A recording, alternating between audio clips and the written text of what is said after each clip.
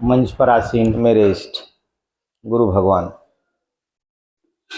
एवं माँ जी के चरणों में मेरा शत शत नमन।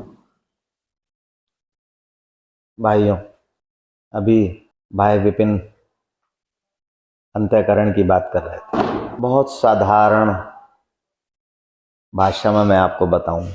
कारण यह है कि अंतःकरण समझना जो ध्यान की अवस्था में जाता है उसके समझने का शब्द है। अब जो उस अवस्था से गुजरा नहीं है वो नहीं जानता। उदाहरण के लिए, जो लोग किसान हैं, गन्ना बोना जानते हैं, उनको पता है डाया क्या चीज है। अब मुझ जैसा मूर्ख आदमी जानता नहीं डाया क्या है। जो जो उस क्षेत्र में निकला हुआ व्यक्ति है वो जानता है डाया क्या है या उस फील्ड में किस चीज का नाम क्या है। ऐसे ही अंतःकरण, जो लोग ध्यान में समाधि में बैठते हैं उनको एहसास होता है क्या अंतःकरण होता है। बहुत एक साधारण सी भाषा में जो लगभग सभी लोग समझ सकते हैं, मान सकते हैं। आप किसी से कहो कि आज आनंद आ गया, आनंद की उत्पत्ति वहीं से होती है। ये मन के क्षेत्र की बातें होती हैं। आदमी जीवन पर्यंत समाज के लिए, परिवार के लिए, घर गृहस्थी के लिए काम करता रहता है, पर शायद अपने जीवन का कुछ घंटे ही ऐसे होते हैं जो वो केवल अपने लिए जीता है। समाज के लिए नहीं, परिवार के लिए नहीं, पुत्र पुत्रियों के लिए नहीं, केवल अपने लिए जीता है। अब इन्होंने क्या बात कही, क्या शब्द कहे? इन्होंने कहा कि आज मुझे बड़ी प्रसन्नता है कि गुरु भगवान ने ये अवसर दिया कि मैं ये सेवा का कार्यभार मुझे मिल जाए।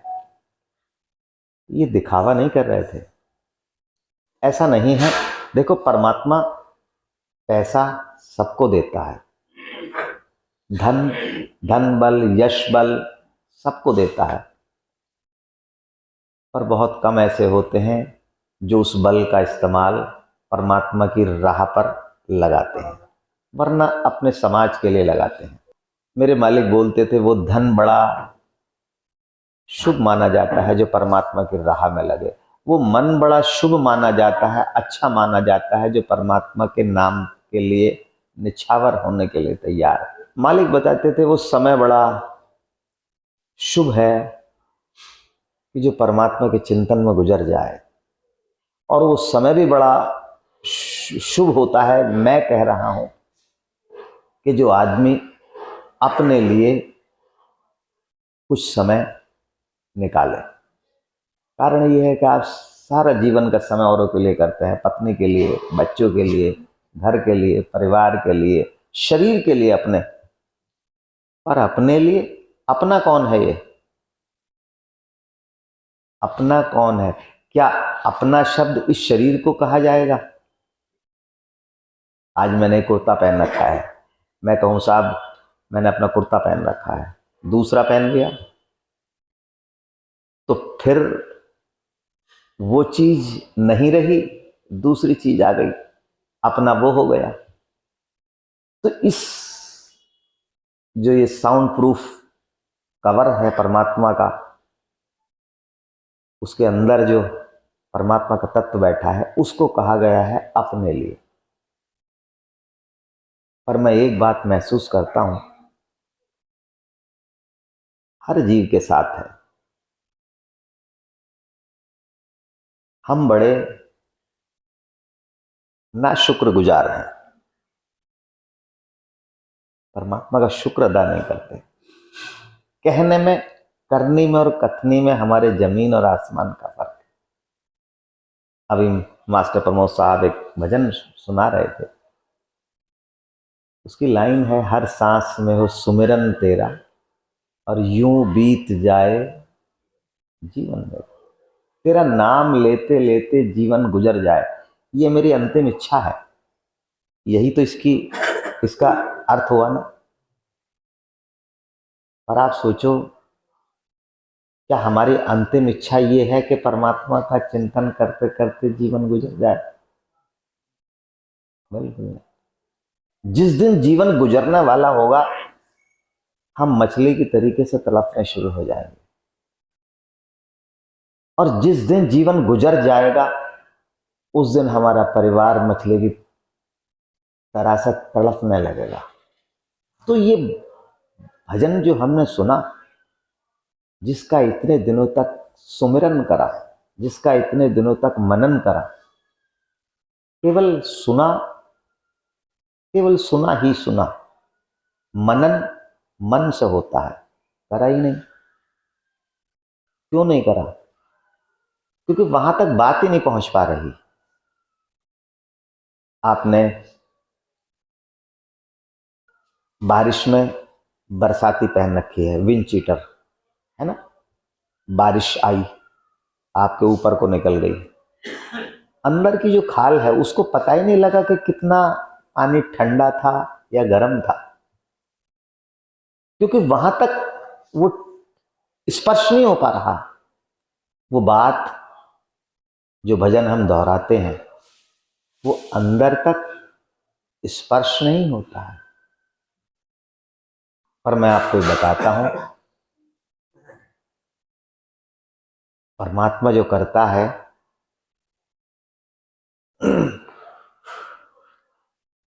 बिल्कुल अलग और अनोखा करता है। अभी मैं बीच में बात काट कर कहता हूं, अभी मैं शाम आश्रम पर त्यागी जी से बात कर रहा था। मैंने कहा कि आश्रम में गन्ना लगा लिया जाए। त्यागी जी बोले कि गुरुजी, हाथी आश्रम की दीवार तोड़ कर अंदर आने लगेगा। तो मैंने उनसे कहा कि मैंने क्या हाथी को पता लग जाएगा, उसकी स्मेल आ जाएगी? तो उन्होंने क्या कहा, गुरुजी हाथी इतना ऊंचा होता है कि वो दूर से देख लेता है कि कहाँ गन्ना खड़ा है। इसका मतलब क्या हुआ? हाथी हमसे ज्यादा ऊंचा है। हम 1 किलोमीटर तक देख सकते हैं, तो हाथी 10 किलोमीटर तक देख सकता है, हमसे बहुत ऊंचा है। और परमात्मा की निगाह तो हम सबसे बहुत ऊंची है ना। हम बहुत आगे का देख रहे हैं, हाथी हमसे आगे का देख रहा है, और परमात्मा सबसे आगे का देख रहा है। पर लगता हमको ऐसा है कि सबसे ज्यादा परमात्मा ने कष्ट हमें ही दे रखा है। इस संसार में जो घोर कष्ट है, जो घोर कष्ट की योनि है, केवल उसी से हम गुजर रहे हैं। सारे गांव वाले प्रसन्न हैं, केवल गुरु भगवान हम पर ही शिकंजा कस रहा है। पर क्या ऐसा है? अगर आपके गांव में 100 आदमी है, तो 100 में से 100 को परमात्मा अपने शिकंजे में कस रहा है। हाँ, ये है, किसी को दिखाई दे रहा है, कोई लिहाफ के अंदर मुंह ढक कर रो रहा है, कोई खुलेआम रो रहा है, कोई कमरे में बैठ कर रो रहा है, पर रो सब रहे हैं। रोना भी 2 तरह का है। जो परमात्मा की याद में रो रहा है उसको कुछ मिल रहा है, और जो उन कष्टों के लिए रो रहा है उसको क्या मिल रहा है? कुछ नहीं मिल रहा। कारण यह है कि वो कष्टों के लिए रो रहा है, परमात्मा के लिए नहीं रो रहा। कुछ नहीं मिल रहा। देखिए, जो परमात्मा करता है, परमात्मा के फैसले को हमें सहर्ष, से संतोष, से खुशी स्वीकार करना चाहिए, स्वीकार करना चाहिए। और मैं कहता हूँ स्वीकार करना ही होता है। वो कहते हैं ना कि या तो प्यार से या डांट से या मार से, साम दाम दंड भेद, सारी नीति अपना देंगे अपनी बात मनवाने के लिए। ये नीचे का समाज। और परमात्मा वो कोई एक ही नीति अपनाता है और उसे आपको स्वीकार करना पड़ता है। देखिए, मैं आज अपने इष्ट के बोले हुए एक वाणी बताता हूं।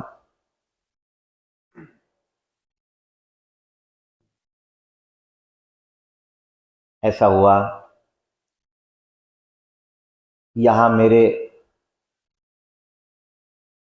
सामने एक आते थे वैद घासीराम।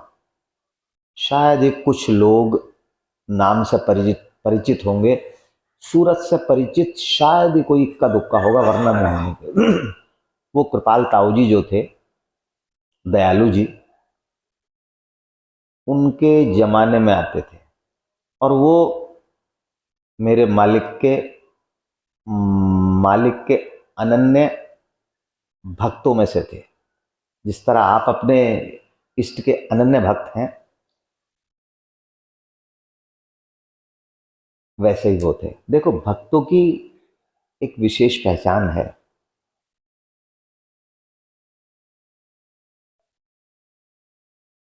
जब चावल बनता है या फूल जब यौवन पे आता है, तो ना चाहते हुए भी उसमें एक सुगंध फैलने लगती है। तो क्या कहते हैं भाई, फूल खिल गया, सुगंध आने लगी। ऐसे ही जो परमात्मा का दास होगा, गुलाम होगा, उसमें से एक अजीब किस्म की गंध आने लगेगी। उस गंध से ही पहचान हो जाती है। उसे नहीं होती है, हिरन के नाभि में कस्तूरी होती है, हिरन को नहीं पता होता, पर पूरे जंगल को पता लग जाता है कि भागा भागा फिर रहा है, कहाँ है ना? तो वो मालिक के अनन्य भक्त वैद घासीराम, उन्होंने यहाँ गुरु दरबार को बहुत घी दिया। ऐसा सुनते हैं कि वो हर 8 दिन में 1 किलो घी लाते थे और मेरे मालिक 1 किलो घी 8 दिन में खा लेते थे। पता नहीं कैसे खाते होंगे, हम 1 महीने में भी नहीं खा पाते, मालिक 8 दिन में खा लेते थे। फिर दूध भी आता था। हर हफ्ते बृहस्पति के दिन शाम के नंबर में वो 1 किलो घी लाते थे और सब 1 किलो घी 1 हफ्ते में समाप्त हो जाता था। ये उनका चलन था। दुर्भाग्य की बात, उनके कोई बच्चा नहीं। अब जैसे इन्होंने कहा कि संसार में रहता हूं, चाहिए कुछ नहीं, पर थोड़ी सी कृपा बच्चों पर भी बनाओ। अब आदमी तो समाज है, लड़ लेता है, पर महिला का जीवन दूसरे तरह का होता है। उसने मालिक से कहा कि अगर एक बच्चा दे दो तो क्या नुकसान है, जीवन कट जाएगा। तो उन्होंने कहा कि क्या मेरा सहारा कम है जो उस सहारे की जरूरत पड़ रही है? तो बोले नहीं, 2 हाथ दिए हैं, अगर दोनों हाथ में लाठी हो जाए तो क्या नुकसान है?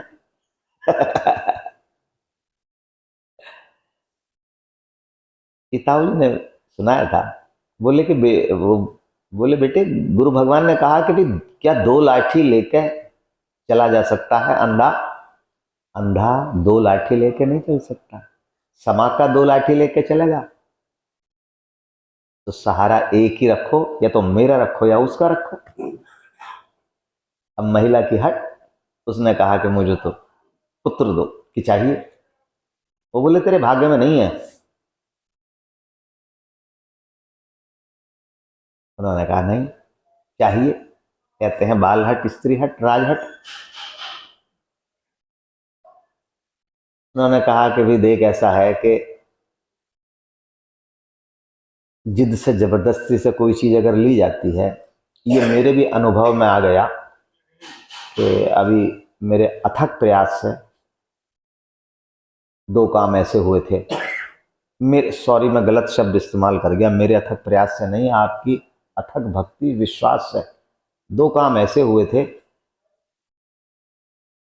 जिनके लिए मैंने सहर्ष मंच से बोला था।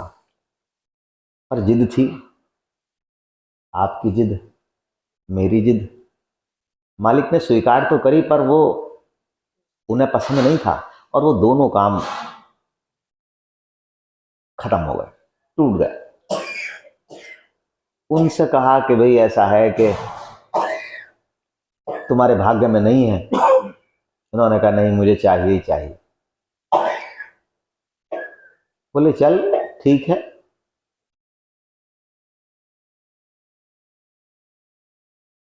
कितने दिन के लिए चाहिए? अब देखो, ये मालिक खेल खिला रहा है। मदारी जो होता है ना, वो अगर उसकी उंगली हिली तो वो उसका बंदर जो है वो नाचना शुरू कर देगा उसके इशारे से। अब वो कौन माँ कहेगी कितने दिन के लिए, कहेगी ये क्या मतलब हो गई कितने दिन के लिए चाहिए? बोले मुझे चाहिए। कितने दिन? तो उसने बहुत लंबी उम्र बताई होगी। बोले नहीं, ज्यादा नहीं मिलने का, देखो इतने साल तक के लिए अगर तुम्हें चाहिए तो बताओ। 8-10 साल के लिए कुछ कहा होगा। अब करता मरता क्या ना करता। महिला ने कहा ठीक है जी, 8-10 साल के लिए, 10 साल के बाद है, 10 साल के लिए दिलवाओ, मेरे लिए बहुत होगा। जब आप बता रहे हो भाग्य में नहीं है, 10 साल के लिए खिलौना मिल जाएगा बहुत। अब ये कहने में बड़ा सुंदर लगता है, सुनने में बड़ा सुंदर लगता है, पर जिस पर गुजरती है उसे पता लगता है। 10 साल हो गए। अब माँ बाप को तो पता था कि दिन एक एक गुजर रहा है, मौत पास आ रही है, इसके भी और हमारे भी, माँ बाप के लिए भी। समय पास आ गया, अचानक बच्चे की तबीयत खराब हुई और बच्चा शरीर छोड़ गया। और वो कहते हैं वो उठा के यहाँ ले आए। बृहस्पति का शायद दिन रहा होगा, पूजा हो रही थी। शायद पहले पूजा ऊपर होती होगी छत पे, वहाँ छत पे लाके वहाँ जहाँ चप्पल वगैरह उतारते थे वहाँ बच्चों को लिटा दिया। उनसे कहा वैद जी यहाँ आके बैठ जाओ। अब पत्नी छोड़ कर कैसे आके बैठ सकती है? वैद जी तो बैठ गए, मगर उनकी पत्नी कहाँ, वहीं बैठी रही। मालिक से कहा कि भाई बचाओ, जीवन दान दो। उन्होंने कहा तेरे भाग्य में नहीं है, पहले तेरा मेरा जो बात तय हुई थी वो बात पूरी हो गई है, अब ज्यादा हट तेरे लिए बढ़िया नहीं है। अब देखो, गुरुदेव अपने भक्त के लिए बहुत कुछ करते हैं, जो उसके भाग्य में भी नहीं होता वो भी करते हैं। उसके लिए चाहे कितना भी कष्ट उठाना पड़े। अब कहते हैं फिर मालिक से का दिल रीझा। उन्होंने कहा देख भाई, अब भी तू मेरे से जिद कर रही है, और अब के इतने साल के लिए है ये, और इतने साल बाद जब इसका शरीर पूरा होगा तो मैं भी नहीं होऊंगा, तू निसहाय हो जाएगी, रोते रोते मर जाएगी। नहीं, दो, मुझे तो दो। ठीक है, मालिक तो अपार दयालु थे। उन्होंने कहा ठीक है साहब। फिर बच्चे को प्राण प्रवाहित कर दिए शरीर में। बच्चा ठीक हो गया। फिर उसको बच्चे को किसी पढ़ने के लिए वो किसी हॉस्टल वगैरह में गया। वहाँ उसका पता नहीं कुछ किसी से प्रेम रहा क्या रहा, बच्चा एक्सपायर हो गया। क्या कारण ये मुझे नहीं पता। अब वो वैद जी और उनकी पत्नी दोनों जने वो जवान लड़का यहाँ ले आए। उस समय हमारे मालिक थे, अब वो बोले कि बचाओ गुरुजी। तो इन्होंने कहा भाई मेरे बस की नहीं है, बाप बाप है। बोले कि भाई जो वो कह गए वो कर गए, उसे काटने वाला कोई नहीं है। और उसके गम में उनकी पत्नी शरीर छोड़ गई। अब देखिए, आप किसी बात की हट करते हैं, गुरुदेव जी कहते हैं कि तेरे लिए जितना है उतना है। अब हमारे यहां भी ऐसा है कि अभी ये नेपाल सिंह की पत्नी, इनका प्रेम है नहीं भाई, अब परेशान है। मैं इनसे कहता हूं मेरा था मैंने ले लिया, या तो मेरा नहीं था तब तुझे देते हुए कष्ट हो रहा है, मेरा था मेरे पास है, क्या दिक्कत है। अब तुम ये भी तो समझो, गुरु भगवान ने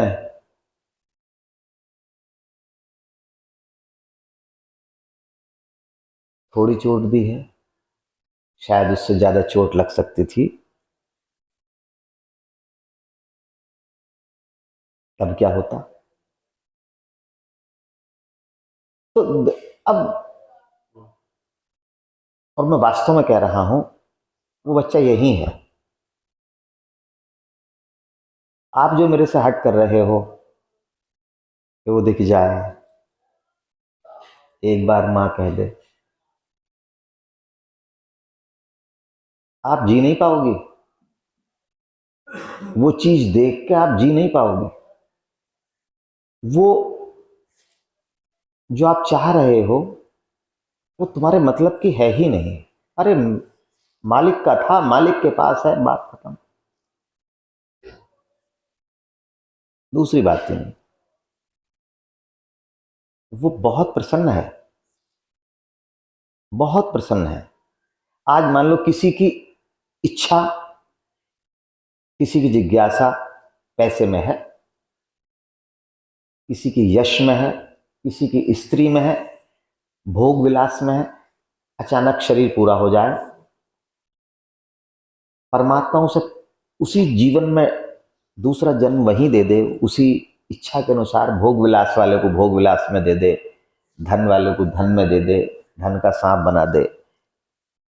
जिसकी इष्ट में कामना है उसकी इष्ट के पास पहुंचा दे। तो जहां जिसकी जो इच्छा होगी वहां उसे प्रसन्नता महसूस देगी कि यार जो मेरी अंतिम इच्छा थी वो पूरी हो गई। मेरी इच्छा भोग विलास में थी, परमात्मा ने ऐसी जगह करा है कि वहां भोग विलास विलास है। धन में थी, इतना धन है, अपार धनी धन है, धनी धन है, धनी धन है। तो वो जिस उसकी जिज्ञासा जहां थी उसे प्रसन्नता हो रही है। अब वो ये देख कर उसे कष्ट हो रहा है कि ये क्यों रो रहे हैं, इनका मेरा क्या वास्ता। भाई आज तुम्हारा तुम्हारे लड़के से वास्ता इस शरीर का ही तो है। जिन्हें दुनिया में कितने विपिन हुए होंगे, जिन्हें कितने लड़के हुए होंगे, इस शरीर का नाम विपिन है। विपिन के अंदर जो आत्मा है उसने हजारों जन्म लिए होंगे, पता नहीं कितने जन्म लिए होंगे, पता नहीं कितने शरीर मिले होंगे, पता नहीं कहां कहां जन्म मिला होगा।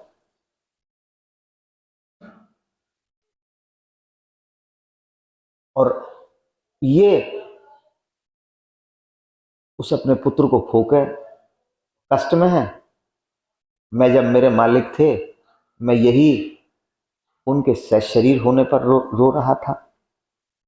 तो उन्होंने क्या कहा था,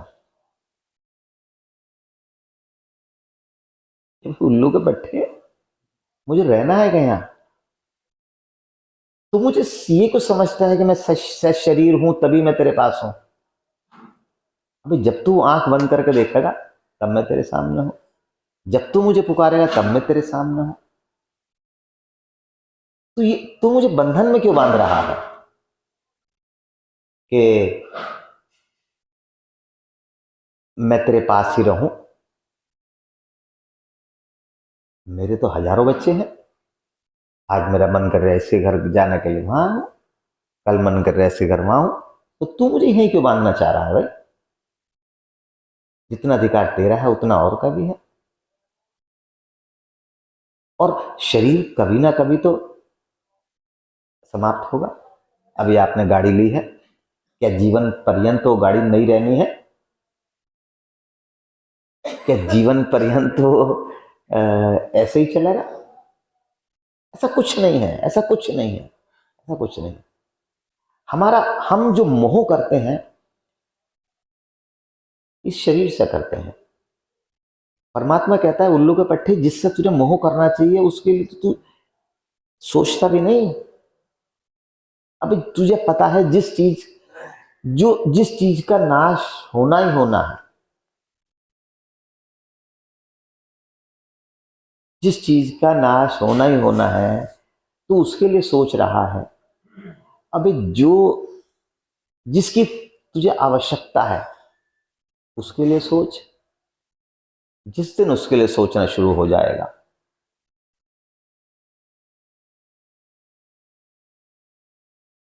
देखो मैं आपको एक बात बताऊं।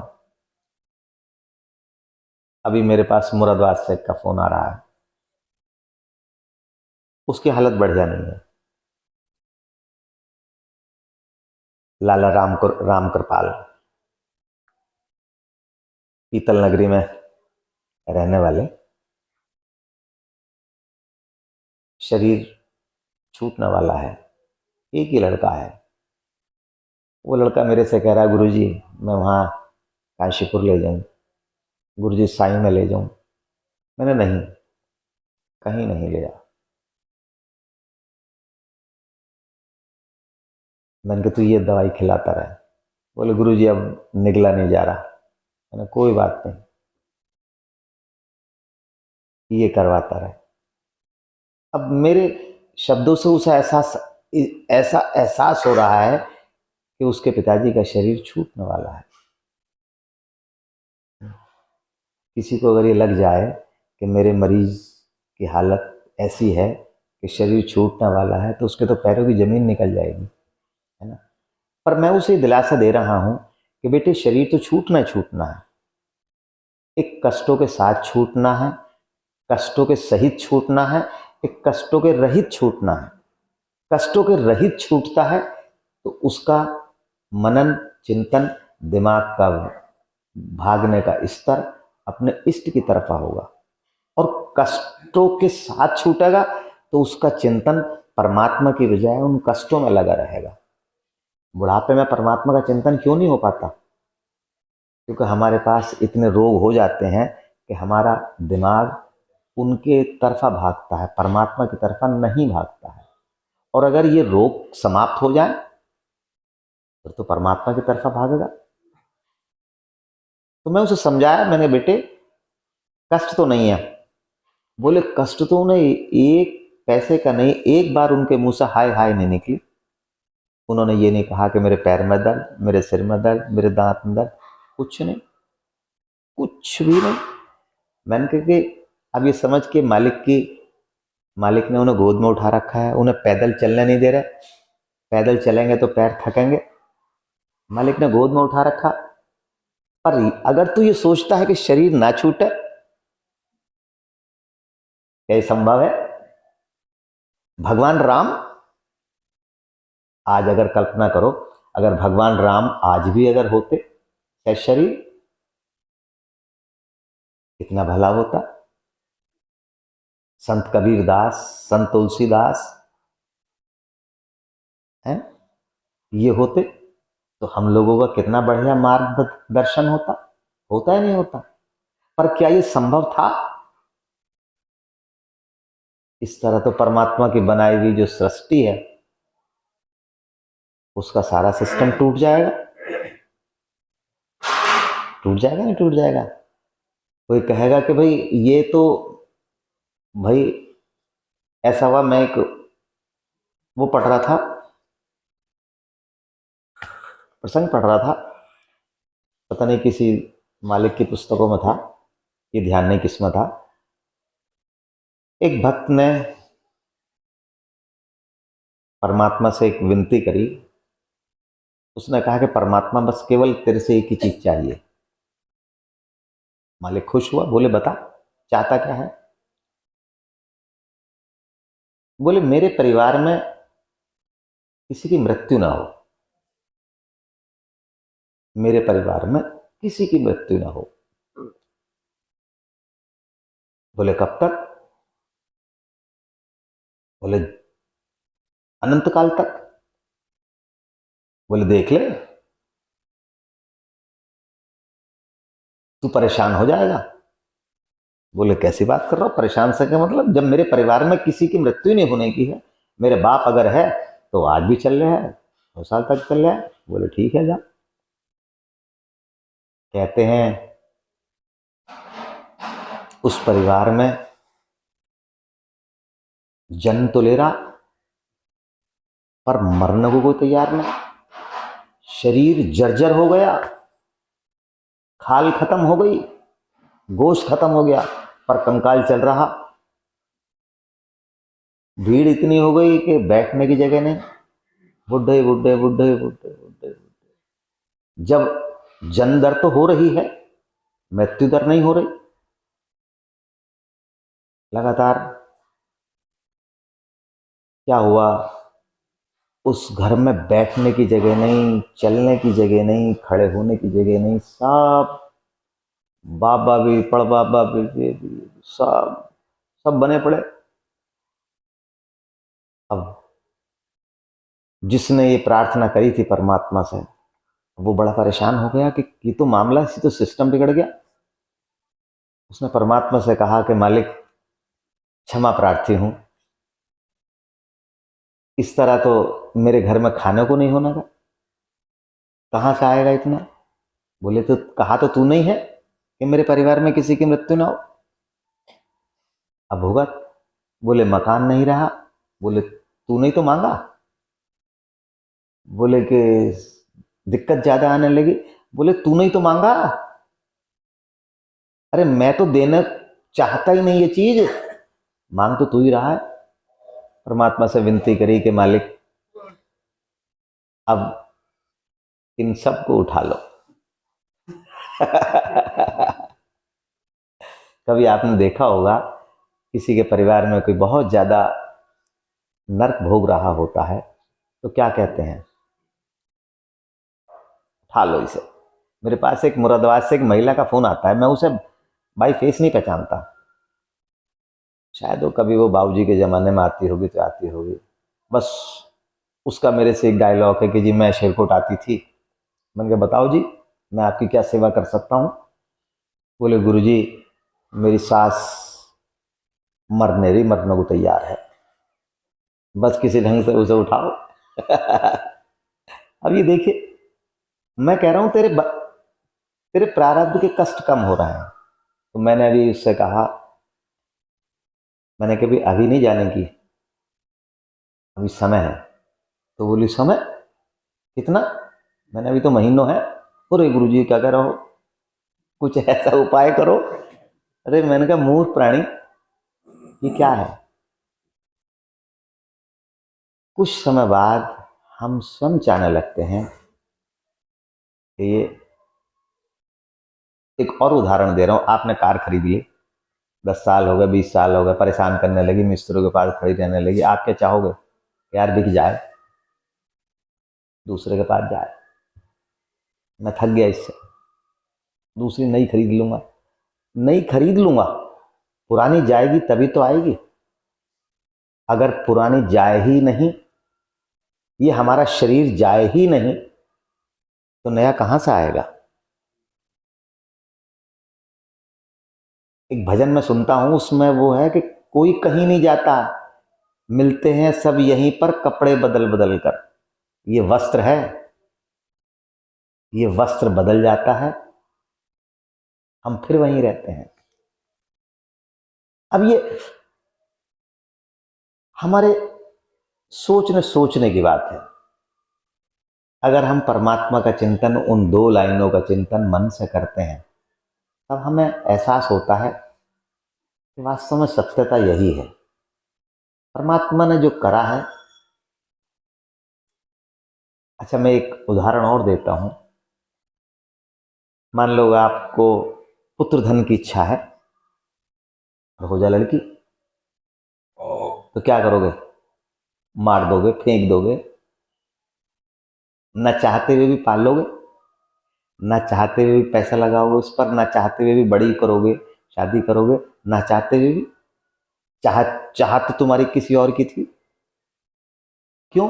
परमात्मा चाह रहा है, परमात्मा चाह रहा है यही करो, और परमात्मा चाह रहा है कि आपको दंडित कर रहा है, तो आप दंड स्वीकार करो। क्लास का टीचर है, क्लास टीचर ने किसी बच्चे से कहा स्टैंड अप, खड़े हो जाओ। बच्चे की हिम्मत नहीं है जो खड़ा ना हो। क्यों? चाहे पैर में दर्द हो रहा है या कुछ हो रहा है, खड़ा होना ही पड़ेगा। क्यों? क्योंकि ऑफिसर कह रहा है, परमात्मा कह रहा है कि ऐसा ही होना है। हाँ, आपके पैर में अगर दर्द है, टीचर देखता है कि बच्चे से खड़ा नहीं होया जा रहा है, तो उसे कम समय के लिए दंडित करता है। चल छोड़, बैठ जा, तू नालायक तो है, मगर अब बैठ जा, तेरे लिए इतनी सजा काफी है। कहता है ना टीचर कभी कभी। यही परमात्मा हमारे साथ करता है, पर हम केवल यही समझते हैं कि सबसे ज्यादा पीड़ा, सबसे ज्यादा कष्ट का दौर केवल हमारा चल रहा है। ऐसा कुछ नहीं, ऐसा कुछ नहीं। मेरा तो बार बार यही कहना है, आप बिल्कुल उसके बारे में चिंतित ना हो, परेशान ना हो। वो यहाँ है, सहर्ष है, सहर्ष है। और देखो, आप अगर चाह रहे हो कि मुझे वो दिखाई देना शुरू हो जाए, स्वप्न में आने लगे, कुछ दिनों बाद आप कहोगे कि पीछा छुड़वाओ, पीछा छुड़ाओ, है ना? कारण यह है कि वो परमात्मा में विलीन हो गया। अब मालिक हैं हमारे, हम कई बार सह शरीर देखते हैं यहां बैठे हुए उनके उनके कमरे में, क्योंकि हम उन्हें इष्ट मानते हैं, हम उन्हें परमात्मा मानते हैं, हम उन्हें अपना सब कुछ मानते हैं, तो हमें अच्छा लगता है, हमें भय नहीं लगता। पर आप उसे परमात्मा नहीं मानते, आप उसे केवल अपना बेटा मानते हैं। आपका मोह हो रहा है। फिर दूसरी दिक्कत खड़ी हो जाएगी। ये आपको प्रत्यक्ष प्रमाण है, वो ढोलक बजाने वाली आती ना, फूलवती नाम उसका, फूलवती, उसकी सहेली प्रभा 20-30 साल उसके साथ सत्संग में यहां आई। इतनी घनिष्ठ मित्रता कि एक ने बना लिया, दोनों ने खा लिया, यहां खाना खा लिया, वहां पानी पी लिया, ये हाल। अपार घनिष्ठ मित्रता। अब जब जीवन का आधा हिस्सा मित्र के साथ बिता दिया, तो शरीर छोड़ने के बाद शरीर तो छूट गया, आत्मा थोड़ी छूट गई। वो जैसे ये हमारा लोक है, ऐसी मृत्यु लोक है, जो मृत्यु लोक में हम जीते हैं, ऐसी प्रेत लोक है। प्रेत भी तो हमारे सामने यहीं आसपास यहीं घूम रहे हैं, हमें दिखाई नहीं दे रहे। उसने उसके साथ नहीं छोड़ा। आखिर में उसने मरने को तैयार हो गई, यहां प्रार्थना करी कि बचाओ। मैंने भी, तेरी तो सहेली है। बोले मुझे बख्शो, मुझे नहीं चाहिए ऐसी सहेली, है ना? तो मैंने उसे उपाय बता रखा है, वो उपाय आज भी करती है, सही है। मैंने उससे कहा, मैंने तेरे पास ही बैठी वो कूद के उधर हो गई। क्यों? अब सहेली नहीं है वो उसकी, अब तो उसकी वो दुश्मन, दुश्मनी तो है। अगर सहेली वाली बात होती तो जैसे पहले साथ रहती थी, अंधेरे में एक साथ एक खाट पर सो गए, अगर उसे पता लग जाए कि इस कमरे में है वो, तो गुरुजी कमरे में भी नहीं घुसनेगी। ना? वही मैं कह रहा हूं परमात्मा आपको ये दुख सहने की शक्ति दे। और दूसरा मेरा आपसे यही विनम्र निवेदन है, आदेश है, सलाह है, आप ज्यादा उसे अपनी ओर आकर्षित ना करिएगा, ज्यादा ना खींचिएगा। अति सर्वथा वर्जित। आपके लिए हानि होगी, आपके लिए हानि होगी तो मालिक फिर मेरे लिए आदेश देंगे कि भाई इन्हें बचाओ। इसलिए मेरा आपसे कहना है, ठीक है, ठीक है। अभी मान लो आपके किसी बच्चे से मैं कहता हूं भाई यहाँ जा, आश्रम में काम के लिए बुलाया तुझे, आप भेजोगे? 8 दिन के लिए छोड़ो, 10 दिन के लिए। मैंने इनसे कहा ट्रैक्टर भेजो, ट्रैक्टर इनका थोड़ी ना, इनके बाप का, जिसका ट्रैक्टर है उसका ट्रैक्टर है। ठीक। अब ये अगर उसमें संकोच करते हैं, क्यों भेजूं, 3000 का ट्रैक्टर का तेल लगेगा, फिर तो मालिक कहेगा भाई ये तो बेमाना हो रहा। अब ऐसे ही वो बच्चा है, हमने बुला लिया अपने पास आश्रम की सेवा के लिए, या तो ये कहो कि बच्चा हमारा नहीं था, हमारा था तो हमने बुला लिया। आप क्यों चिंता करते हो? जैसे यहाँ ये रहती हैं चित्रा बहन जी और राजेश्वरी रहती हैं, वो रह रहा, तुम पे कैसा रहे? अब इनके माँ बाप को या इनके घर वालों की कोई चिंता थोड़ी है।